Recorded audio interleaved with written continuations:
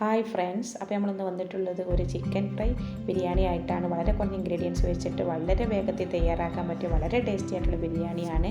അതിനുവേണ്ടി ഞാനിവിടെ എടുത്തിട്ടുള്ള 1 കിലോ ചിക്കനാണ്. അപ്പോൾ ചിക്കൻ ഫ്രൈ ചെയ്യാനായിട്ട് മുളക് പൊടിയും മഞ്ഞൾപ്പൊടിയും പാകത്തിന് ഉപ്പും കോൺഫ്ലവറും കൂടി ഇട്ട് നന്നായി ഒന്ന് മിക്സ് ചെയ്തെടുക്കുന്നുണ്ട്. അപ്പോൾ ഇനി നമുക്ക് മിക്സ് ചെയ്ത ചിക്കനൊക്കെ ഒന്ന് ഫ്രൈ ചെയ്തെടുക്കാം.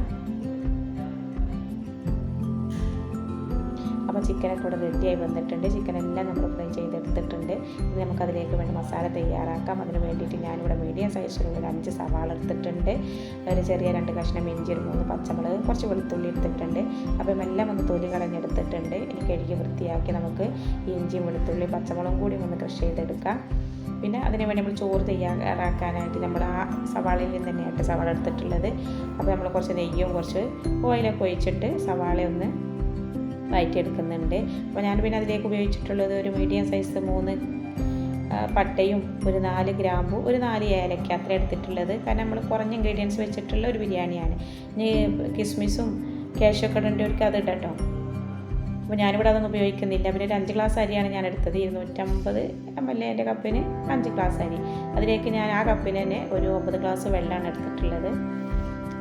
വെള്ളമൊക്കെ തിളച്ച് വന്ന് നമ്മൾ അരിയിട്ട് വേവാനായിട്ട് വെച്ചിട്ടുണ്ട്. അപ്പോൾ ചോറൊക്കെ ഇവിടെ അതിലേക്ക് ഞാൻ ഒരു നാരങ്ങയുടെ നീര് ഒഴിച്ചിട്ടുണ്ടായിരുന്നു. അപ്പോൾ ചോറൊക്കെ ഇവിടെ റെഡി ആയിട്ട് വന്നിട്ടുണ്ട്. ഇനി നമുക്ക് ബിരിയാണിക്ക് വേണ്ട മസാല തയ്യാറാക്കാം. അതിനായി സവാള വഴറ്റാനായി വെച്ചിട്ടുണ്ട്. സവാളയൊന്ന് പാകമായി വരുമ്പോൾ നമുക്കതിലേക്ക് ചതച്ച് വെച്ച വെളുത്തുള്ളിയും ഇഞ്ചും പച്ചമുളകും ഒക്കെ ഒന്ന് ഇട്ട് അതിൻ്റെ പച്ചമണം മാറുന്നത് വരെ ഒന്ന് ഇളക്കി കൊടുക്കാം. പിന്നെ ഞാനിവിടെ ഉപയോഗിച്ചിട്ടുള്ളത് 3 മീഡിയം സൈസുള്ള തക്കാളിയാണ്. അപ്പോൾ തക്കാളിയൊക്കെ നന്നായി വന്നിട്ടുണ്ട്. ഇനി നമുക്കതിലേക്ക് തൈര് ഒഴിച്ച് കൊടുക്കാം.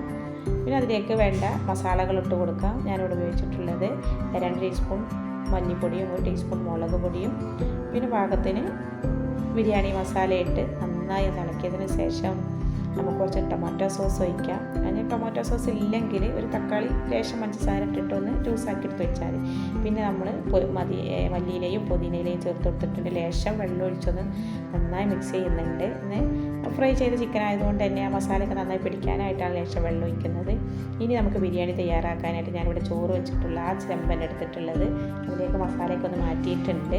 ഇനി നമുക്ക് ഇതിൽ ചോറിന്ന് ദമ്മിടാം. പിന്നെ ഒരു ചെറിയ തീയിൽ ഒരു ലോ ഫ്ലെയിം വെച്ചിട്ട് ഒന്ന് അതൊന്ന് ആവി വരുന്നത് വരെ ഒന്ന് വെച്ച് കൊടുക്കണം. അപ്പോൾ ചോറൊക്കെ ഇവിടെ റെഡിയായി വന്നിട്ടുണ്ട്. ഇനി നമുക്കതൊന്ന് സെർവ് ചെയ്യാം. വളരെ ടേസ്റ്റി ആയിട്ടുള്ള വളരെ കുറഞ്ഞ ഇൻഗ്രീഡിയൻസ് വെച്ചിട്ട് വളരെ എളുപ്പത്തിൽ തയ്യാറാക്കാൻ പറ്റിയ ഒരു ബിരിയാണിയാണ്. അപ്പോൾ ഇന്നത്തെ വീഡിയോ അത്രയേ ഉള്ളൂ. ഇഷ്ടമായാൽ ലൈക്ക് ചെയ്യുക, സബ്സ്ക്രൈബ് ചെയ്യുക.